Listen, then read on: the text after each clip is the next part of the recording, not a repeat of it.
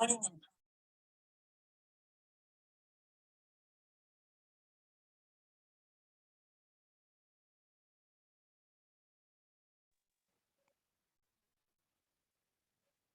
Lupita, buenos días. Hola, profe. Buenos días. ¿Cómo está? Qué milagro.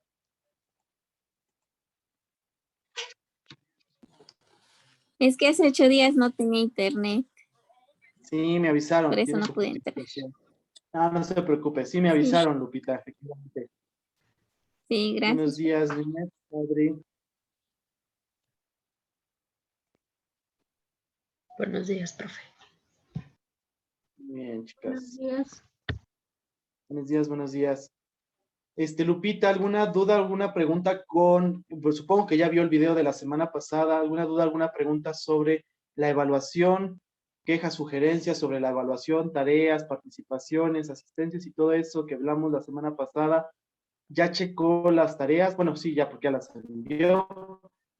¿Ya checó también cuándo le toca exponer y todo eso? ¿Alguna duda, Lupita? No, todavía no checo lo de cuándo me toca exponer. Bueno, váyalo checando porque le tocaba labio leporino. Mm, De todos modos, no vamos a acabar hoy, ¿verdad? Pero para que me haga su exposición de labio leporino, subí el temario a Classroom y ahí en ese temario ya vienen los nombres y las fechas de cuándo exponer, ¿sale? Vamos ahorita atrasados, entonces labio leporino lo veríamos la siguiente semana, pero si no mal lo recuerdo, le toca a usted, Lupita. Entonces, para que sí, profe. lo vaya haciendo, por favor. Muy bien. Sí, gracias. Las demás, ¿tuvieron alguna duda, alguna pregunta con sus tareas? Adri, Linet, no ninguna.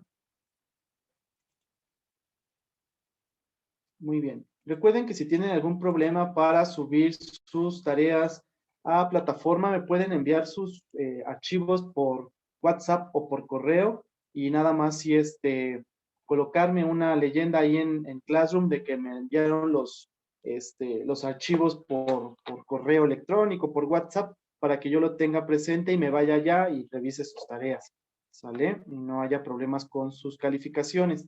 Ahorita, bueno, para las que se dieron cuenta, no estoy poniendo 10, no estoy poniendo, bueno, no estoy poniendo 10, estoy poniendo 9.5, 9, a menos que esté así super guau, les voy a poner el 10, si no, la 9.5 será.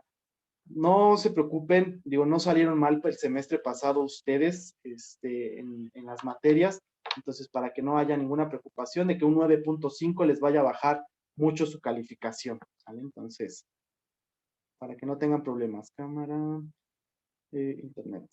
Y mire, mire, ya se está conectando. Muy bien. Entonces, no, esperamos a que Mireya se conecte. Ya, listo. Muy bien. Mire, de usted, me avisaron que, espéreme, me avisaron que que estaba usted con lo de su, internet y que se iba a conectar sin cámara. Entonces, ya tengo avisado, mire. Bueno, no sé si ya tengo internet.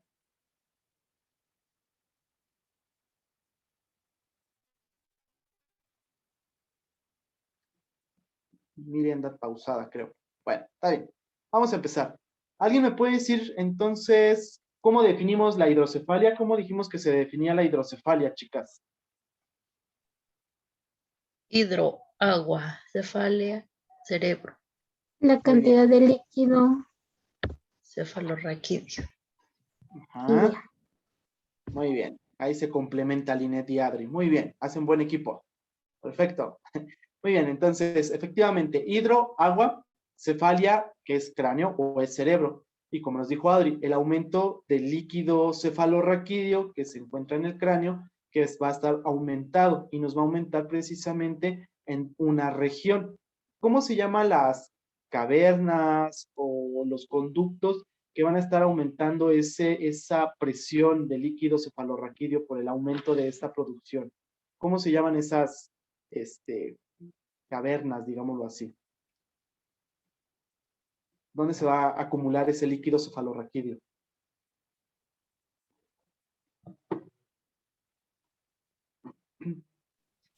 En el interior de la cavidad craneal. En el interior de la cavidad craneal. ¿Dónde más, Mire, creo que me dijo usted. En los ventrículos, algo así. Exacto. En los ventrículos. Sí, muy bien, mire, muy bien, Guadalupe. Efectivamente, en los ventrículos es donde va a estar acumulado precisamente el líquido cefalorraquídeo, ¿vale? Recuerden que hay bastantes etiologías de las cuales se puede aumentar la producción, ya sea el aumento de la producción de líquido cefalorraquídeo o la obstrucción para la circulación de líquido cefalorraquídeo. Entonces, esas pueden ser como las dos etiologías importantes, aumento de la producción o que se tape el conducto donde sale líquido para que aumente mayor esa cantidad de líquido en los ventrículos que pasa precisamente a la cavidad craneal y pues nos aumenta la presión intracraneal teniendo ciertas alteraciones. Si se aumentan los ventrículos, que es lo que veíamos que estaba dentro del cerebro, si se aumentan esas cavidades de ventrículos, pues va a estar aplastando el cerebro.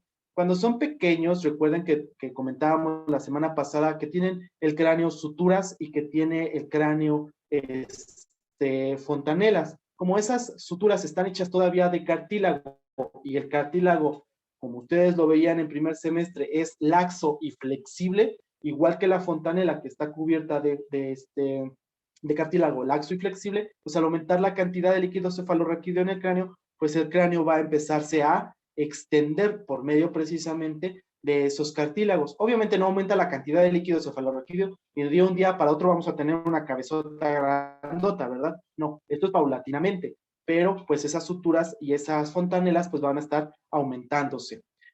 ¿Alguien me puede acordar cuáles son las fontanelas? ¿Cuántas fontanelas y cuáles son las fontanelas del cráneo? Las fontanelas, lo que vulgarmente conocemos como mollera, Así y es. las que tenemos en la parte de esta parte de aquí arriba de nuestra cabeza. Los recién nacidos, y tenemos 2 fontanelas. Ajá. Muy bien, la fontanela anterior y la fontanela posterior. Entonces tenemos comúnmente, como dijo Linet, efectivamente lo que conocen las mamás como mollerita, ¿sale? Entonces tenemos la anterior, que es la que se encuentra entre el hueso frontal y los huesos parietales, y la posterior, que se encuentra entre los huesos parietales y el occipital. ¿Alguien se acuerda cuándo se cierra la primera y la segunda mollerita o la segunda fontanela? ¿Cuándo se cierran? ¿A qué edad? Como a Meses. los 8 meses. ¿El año y medio? Ay, no, al año y medio, no es mucho. A los 8 meses. Exacta. La primera, que es la de enfrente, se puede cerrar entre los 4 hasta ya muy tardado los 8 meses, porque casi siempre se cierra a los 4 o 5 meses. La posterior se cierra a los 2 meses o ya nace cerrada, dependiendo el niño, ¿verdad? Pero esas son las fontanelitas, ¿sale? Y si se cierran al año y medio, pues hay que sospechar de otras cosas. Cuando no se cierra no es tanto por hidrocefalia, sino porque podríamos sospechar sobre una enfermedad que se diagnostica en el tamiz neonatal, que es el hipotiroidismo congénito, ¿sale? Entonces, no, ya al año y medio ya es mucho, pobre el bebé, ¿sale? Recuerden que las suturas y las fontanelas nos sirven para que modifique el cráneo al momento de que pasa por el canal de parto. Para eso nos sirven las fontanelas y las suturas que sean laxas y de cartílago para poder salir precisamente por ese canal vaginal. Entonces, cuando son niños y tienen hidrocefalia y al aumento del líquido cefalorraquídeo, pues esto se va extendiendo, se va extendiendo, se va extendiendo. Y bueno, si ustedes vieron imágenes de la hidrocefalia, pues vamos a tener niños, pues cabezones, digámoslo así, pero es por el aumento del líquido, ¿sale? Entonces, bueno, esta diapositiva se las pasé la vez pasada, solamente para explicar la imagen. Estas son las cavernas que se llaman ventrículos, ¿sale? Y es donde se va a coleccionar todo el líquido cefalorraquídeo en aumento. Entonces, esto va a estar que haya un aumento de la presión intracraneal, nosotros lo conocemos como PIC, presión intracraneal, aumenta esa presión, se aumenta precisamente la laxitud de las fontanelas y de lo que es las suturas y empezamos a tener una distensión del cráneo, precisamente para que el cerebro no se tenga tan aplastado por el líquido que se encuentra. De todos modos, vamos a tener alteraciones cognitivas mentales del niño por las alteraciones de la presión intracraneal, ¿sale? Entonces dijimos que hay 2 etiologías, ya sea que haya un aumento de la producción de lo que es el líquido cefalorraquídeo o que se tape alguno de los conductos de líquido y que no vaya hacia la columna vertebral completa y entonces vamos a tener ese aumento de la presión. Entonces, Dijimos que hay una alteración de la formación, circulación o absorción también del líquido cefalorraquídeo que conlleva el aumento del volumen ocupado en el sistema nervioso central dentro de los ventrículos y bueno, va a derivar del griego, dijimos hidro, agua y céfalo, cabeza o cerebro. ¿Vale? Entonces, aquí tenemos, por ejemplo, la imagen de un niño con hidrocefalia, pues el aumento precisamente de esa agua que tenemos en el cráneo. Entonces va a haber un incremento del volumen total de líquidos cefalorraquídeo en el interior de la cavidad craneal, lo que va a llevar a un aumento del tamaño de los espacios que contienen ventrículos, espacio subaracnoideo y las cisternas de la base. Entonces, por ejemplo, aquí tenemos un corte, ¿sale? Del cráneo, lo partimos precisamente, le quitamos la coronita, y lo que vamos a ver, pues, es el cerebro. Lo que vamos a ver aquí en esta parte, que son las meninges, que dentro de las meninges también hay líquido cefalorraquídeo, precisamente para que no choque el cerebro con el cráneo completamente y que lo amortigüe, porque para eso sirve el líquido cefalorraquídeo, no solamente como nutrición, sino también como amortiguamiento dentro del cráneo, ¿sale? Tenemos los huesos del cráneo y por último tenemos los ventrículos, que es esta cavidad. Cuando hay un aumento de los líquidos, pues tenemos del líquido cefalorraquídeo, pues esto se va a estar aumentando de tamaño. Y como ven, bueno, el cerebro va a estar más pegado hacia lo que es el cerebro, donde vamos a tener alteraciones y lesiones cerebrales, y también va a robar espacio de lo que es toda la matriz del cerebro gris. Entonces, es donde vamos a tener alteraciones neurológicas. Muy bien, entonces las características hidrodinámicas del líquido cefalorraquídeo, pues es un fluido claro, es acuoso que circula por el sistema ventricular y los espacios subaracnoideo.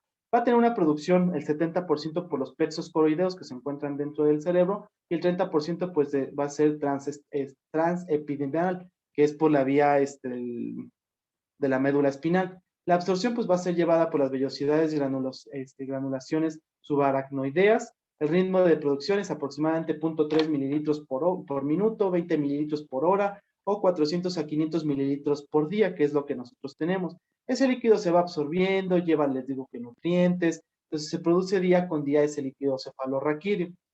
La distribución pues total de líquidos son 150 mililitros, en un sistema ventricular el 25% y en un espacio subaracnoideo dentro de la médula pues va a ser un 75%. Entonces dentro de los ventrículos, como lo veíamos en las imágenes, solamente tiene que tener un 25% aproximadamente de 150 mililitros que se contienen allí. Y su presión normal de líquido en el cráneo es de 5 a 15 milímetros por mercurio, o de 65 a 195 milímetros de agua.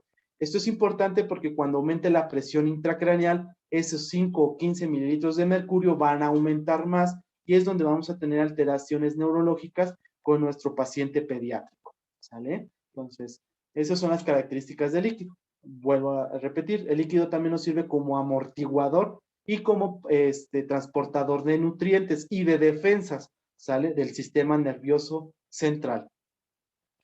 ¿Alguien me puede decir cuál es la conformación del sistema nervioso central? ¿Cuáles son los órganos que conforman el sistema nervioso central?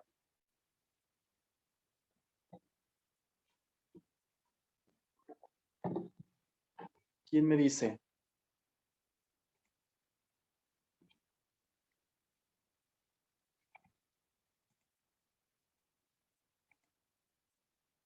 ¿Quién me dice qué es lo que conforma el sistema nervioso central? ¿Cuáles son sus estructuras anatómicas?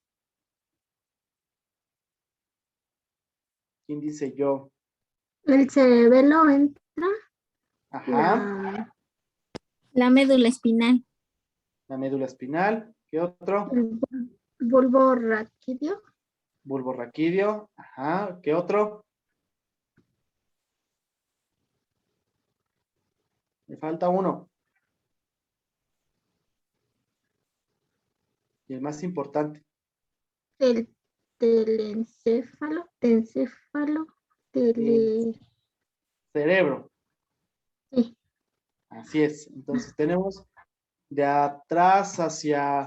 adelante hacia atrás tenemos el cerebro, tenemos el cerebelo, tenemos el bulbo raquídeo, que es lo que conecta el cerebelo y el cerebro hacia la médula espinal, y la médula espinal, ¿sale? Esas son las estructuras anatómicas que conforman el sistema nervioso central, ¿sale? Que es a lo que nos estamos basando precisamente en este tema.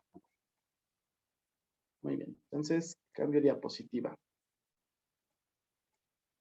Entonces, dentro de la circulación del sistema del líquido cefalorraquídeo, pues tenemos que va a circular a través de los ventrículos o hasta los espacios subaracnoideos y médulas, donde se van a producir en los plexos coroideos, y la cantidad aproximadamente vamos a tener entre 130 y 150 mililitros en total en el sistema nervioso central.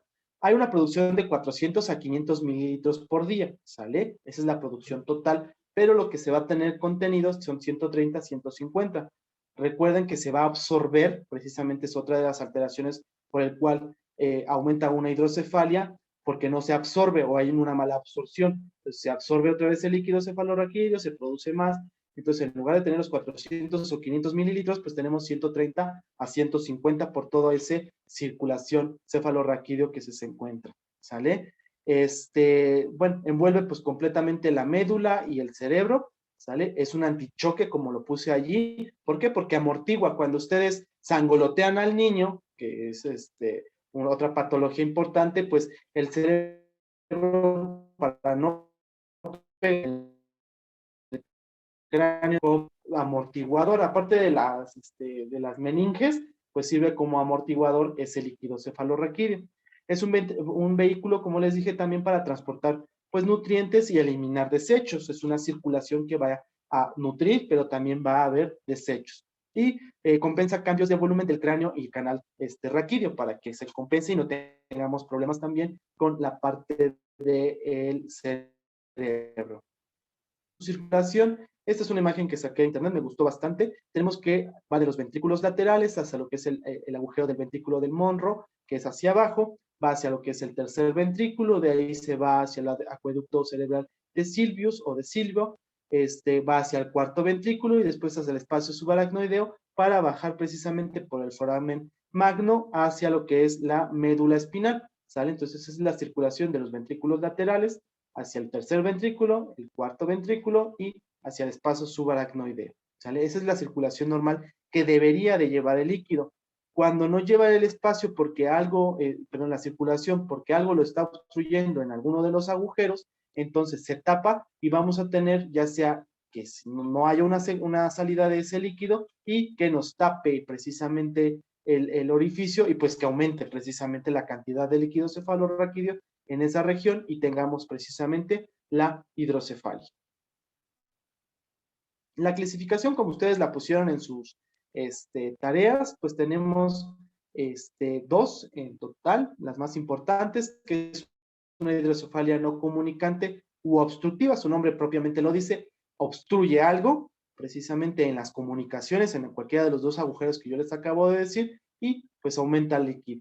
¿Vale? Entonces el líquido cefalorraquídeo no puede alcanzar el espacio subaracnoideo, es decir, hacia abajo, por lo cual pues existe un obstáculo a nivel del sistema ventricular y pues aumenta la cantidad de líquido y aumenta ese espacio ventricular y pues tenemos la hidrocefalia. Como no hay donde salga el líquido, pues se extravasa hacia afuera y pues va a empezar precisamente a crecer más los espacios del cerebro. Y la hidrocefalia comunicante o no obstructiva, es decir, no hay nada que lo obstruya esa circulación, pero puede ser por algunas otras causas, por la absorción, por una dificultad o una mala absorción de líquido cefalorraquídeo o un aumento en la cantidad de la producción de líquido cefalorraquídeo. Entonces esas son las no comunicantes, ¿vale?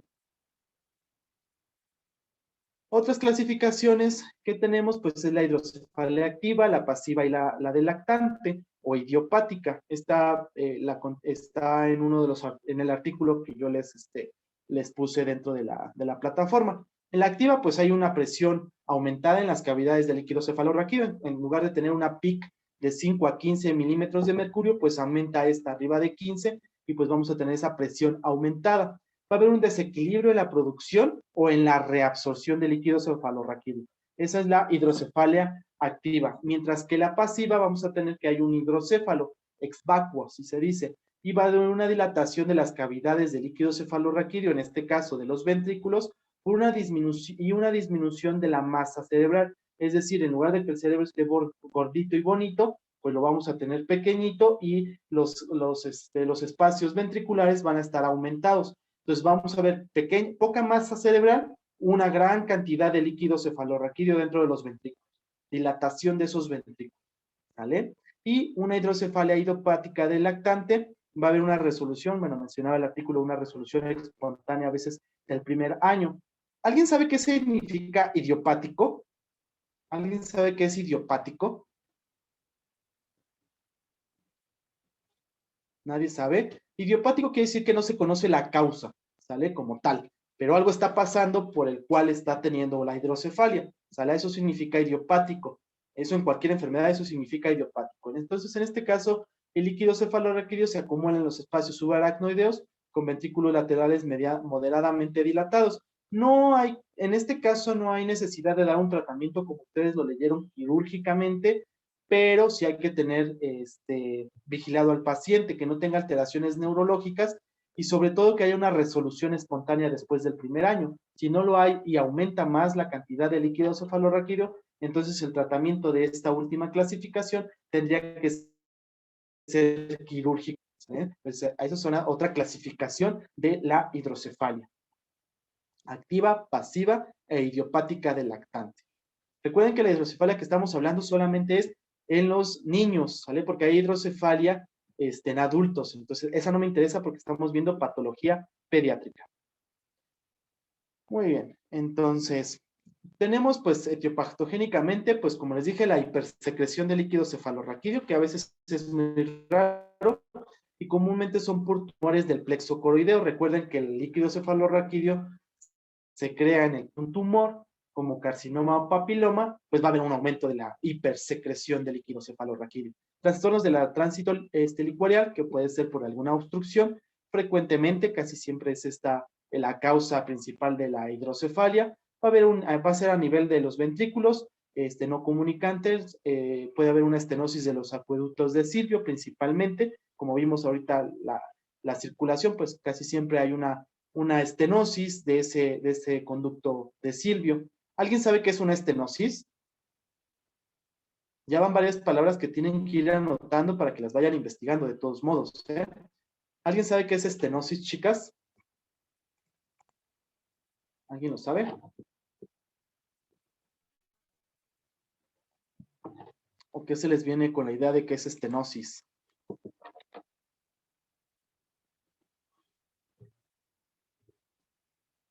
¿No?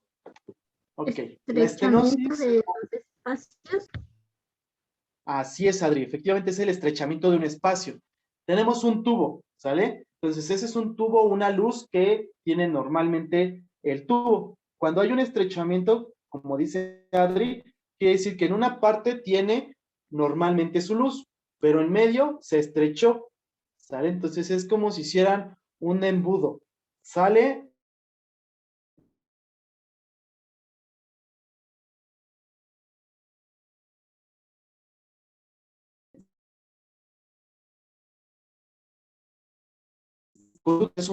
se hace pequeño la luz y vuelve a hacerse normal, ¿sale? Entonces, como es un pequeño espacio, pues imagínense cuánto tiempo va a pasar ese líquido entre ese pequeño espacio, como un reloj de arena, prácticamente, sus dos bolitas y el estrechamiento. Entonces, comúnmente puede haber ese trastorno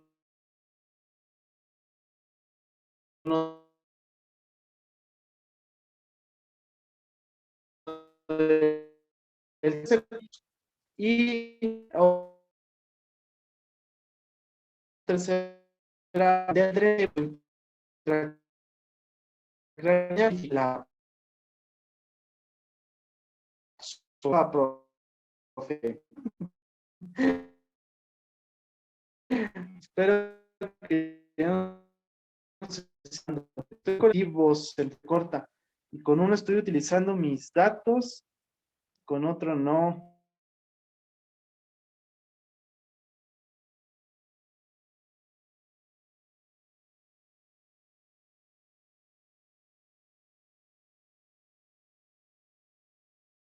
Su micrófono. ¿Mande, Lupita?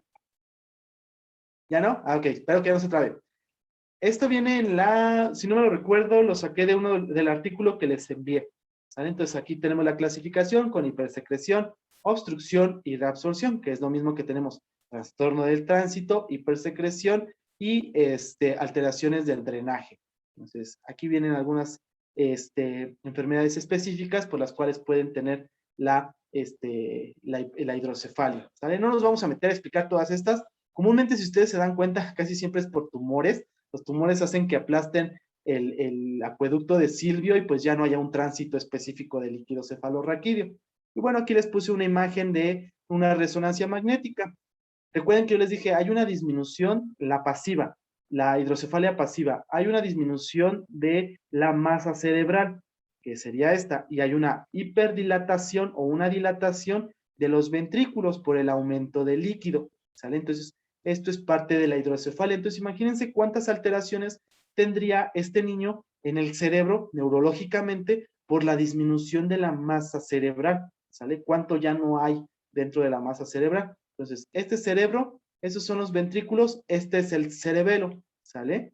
Entonces, aquí abajito es el cerebelo. Ahí no hay tantas alteraciones porque el cerebelo no disminuye su masa. Sin embargo, si esto sigue aumentando de cantidad, va a aplastar el cerebelo y entonces vamos a tener alteraciones del cerebelo. ¿Qué funciones tiene el cerebelo, chicas? ¿Qué funcionalidad tiene el cerebelo principal? ¿Para qué nos sirve el cerebelo?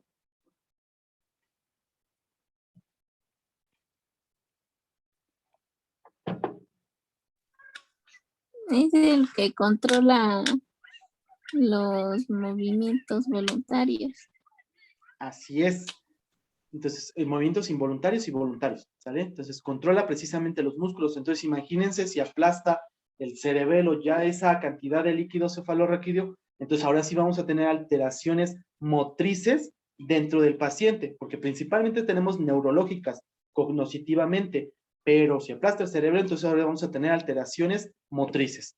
Entonces, es necesario nosotros que veamos precisamente esa parte de cuadro clínico. Y bueno, esto es la fisiopatología, es prácticamente lo que ahorita acabamos de hablar en la etiopatología, entonces nos vamos a saltar esa parte. Pero recuerden que aumenta la presión intracraneal con el aumento progresivo del líquido cefalorraquídeo, ¿sale? Al ver esa parte, pues puede ser por muchas causas, como ya los vimos, ¿sale? Y entonces vamos a tener muchas alteraciones en el cuadro clínico. Entonces, ¿qué alteraciones vamos a tener en esta parte? Tenemos, va a depender pues la edad de inicio, ¿sale? ¿Podemos encontrar bebés que nacen con hidrocefalia? Sí. ¿Podemos ver bebés que nacen bien y posteriormente bebés que empiezan con hidrocefalia? También, ¿sale? Entonces, para que no es una enfermedad que veamos luego de que nace el producto.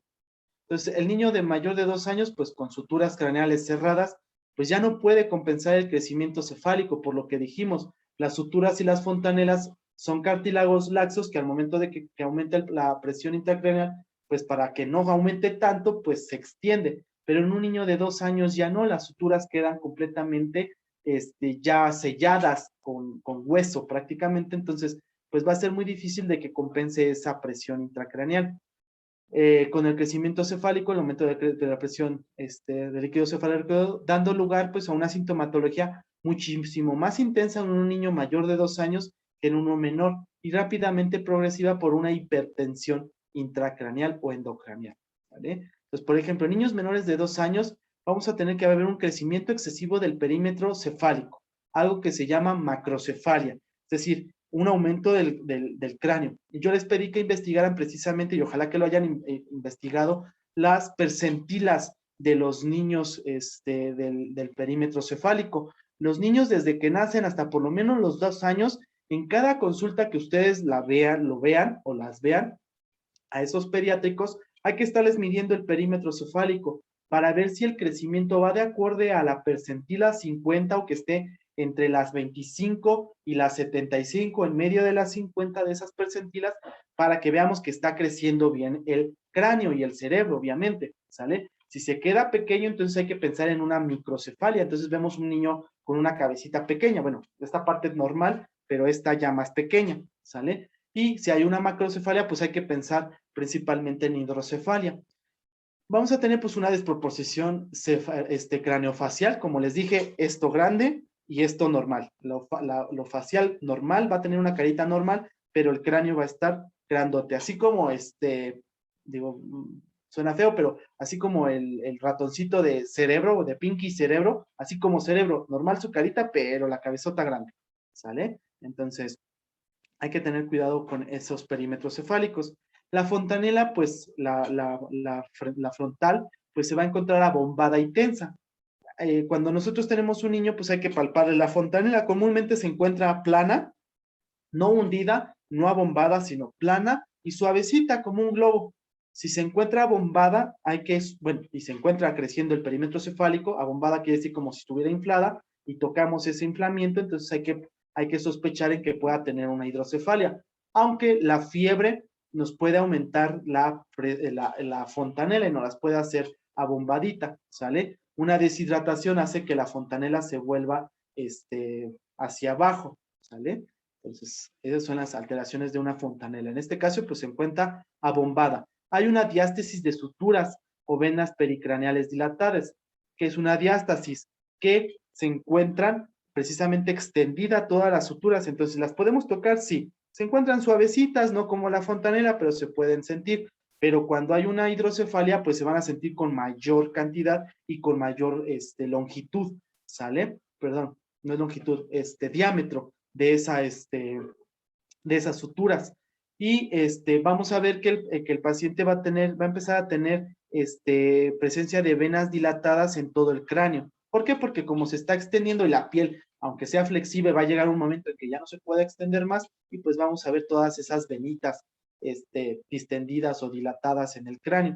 Va a haber signos oculares como ojos de sol poniente o estrabismo, es decir, que se encuentre en el estrabismo convergente hacia adentro, como si fueran viscos, ya sea con los dos ojitos o con un ojito. ¿Por qué? Porque aplasta un par craneal, que es el par craneal oftálmico, ¿sale? Que es el segundo par craneal. Entonces, lo obstruye y pues al aplastar el par craneal o los músculos de la órbita, pues va entonces a tener alteraciones con el estrabismo. Vamos a tener una irritabilidad porque como va a estar aplastando las meninges y al aplastar las meninges con el cráneo se irritan, vamos a tener signos meningios y entre uno de ellos es el vómito frecuente.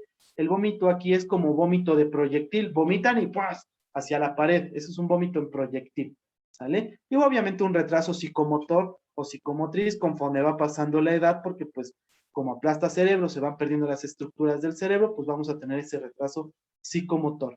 Esto comúnmente en niños menores de 2 años. En niños mayores de 2 años nos van a estar diciendo que tienen dolor de cabeza, vómitos también frecuentes, letargia, es decir, que tengan mucho somnolencia, ganas de no hacer nada, no lo hacen, ¿sale? También tienen un estrabismo por afectación, en este caso del par craneal 6, o edema de papila al momento de que nosotros veamos un fondo de ojo. Eso nos puede dar como resultado por causa de la hidrocefalia, sospechando en un niño mayor de 2 años. Aquí los signos son un poquito inespecíficos porque podemos pensar en algunas otras enfermedades. Y como aquí no vamos a ver una cabeza grande, porque ya las suturas están selladas, entonces ya vamos a tener otro tipo de alteraciones. Y bueno, pues va a haber más y más alteraciones. Entonces, aquí les presento un bebé. Entonces, la facie pues se encuentra aquí, digamos, normal. Aquí este bebé ya empieza a tener alteraciones en los músculos por alteraciones de los nervios craneales, en este caso del nervio quinto, que es el facial. Vean cómo ya la silueta de la comisura labial se empieza a desviar, ¿sale? Y bueno, aquí tenemos la dilatación de las venitas por el aumento del perímetro cefálico, por el aumento del líquido cefalorraquídeo dentro del cerebro, ¿sale? Y dentro de los ventrículos. Entonces, precisamente tenemos esta sintomatología o estas facies específicas de un niño con hidrocefalia. Digo, ¿pueden llegar a ese punto y a ese grado? Sí, ¿sale? Por eso hay que identificar bastante bien cómo medir el perímetro cefálico y las presentilas en cada uno de ellos, ¿sale? Entonces aquí pues vamos a encontrar las fontanelas abiertas, obviamente, ¿sale? El cráneo pues no se va a distender a comparación de un adulto o un niño mayor de 2 años. Entonces, ¿qué otras cosas? Pues la macrocefalia, como les dije, las venas epicraneales dilatadas, el abombamiento de las suturas. Hay un signo que se llama de McEwen, que es signo típico de la percusión en el cráneo sobre las zonas dilatadas del ventrículo. Percusión, pues hacemos esto y suena como tamborcito en el agua. Una transiluminación positiva de la cabeza, es decir, con una lámpara especial para no quemar la piel, ponemos la lamparita en la cabeza y no sé si han puesto alguna vez la lámpara de su celular en su dedo, que se ilumina todo. Ok, eso pasa acá, no se ilumina toda la cabeza, pero toda el área donde ponen la lamparita se ilumina. Eso es una transluminación positiva, ¿sale? Frecuentemente, pues, en un bebé, como no nos va a decir que les duele la cabeza o que tienen tal cosa, pues va a llorar bastante, va a haber una irritabilidad demasiado fuerte, con cualquier cosa se irritan, no duermen, duermen mucho a veces. Entonces, vamos, esos son signos como inespecíficos, pero como que nos puede guiar al cuadro, ¿sale? Y en algún momento, como va a estar aplastando los nervios y el cerebelo, perdón, que va a ser parte de la musculatura, como nos dijo Lupita, pues va a haber alteraciones del ritmo respiratorio, ¿verdad? Entonces, en algún momento puede hacer apneas, puede dejar de respirar en algún momento el pequeño porque pues vamos a estar aplastando el cerebelo, ¿sale? Muy bien, déjenme ver a qué horas son. ¿A qué horas termina su clase? A las 11, ¿verdad, chicas? Ok, nos conectamos y nos volvemos a desconectar antes de que se acabe el tiempo para terminar la clase, por favor. Recuerden que Zoom no nos permite grabar más de 45 minutos. Entonces nos desconectamos y nos volvemos a conectar. Ahorita las veo para terminar la clase, chicas.